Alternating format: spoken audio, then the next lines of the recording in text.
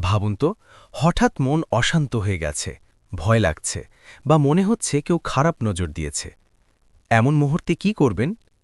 আমাদের প্রিয় নবী মোহাম্মদ সাল্লাল্লাহু আলাইহি ওয়াসাল্লাম আমাদের শিখিয়েছেন একটি ছোট কিন্তু অত্যন্ত শক্তিশালী দোয়া।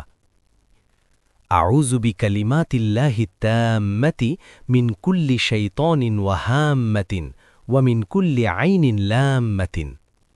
অর্থ, আমি আল্লাহর পূর্ণাঙ্গ বাণীর আশ্রয় গ্রহণ করছি প্রতিটি শয়তান, ক্ষতিকর প্রাণী এবং প্রতিটি বদনজর থেকে। এই ছোট্ট দোয়ার ভেতরে আছে বড় হেফাজত।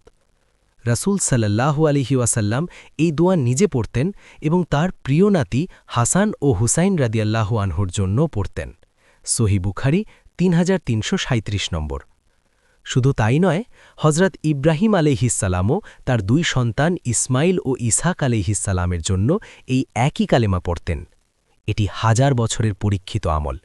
তাই আজ থেকেই শুরু করুন, সকাল সন্ধ্যায় নিজের এবং আপনার পরিবারের জন্য এই দোয়া পড়ুন। হয়তো এই ছোট্ট আমলই আপনাকে বড় বিপদ থেকে রক্ষা করবে। আমিন।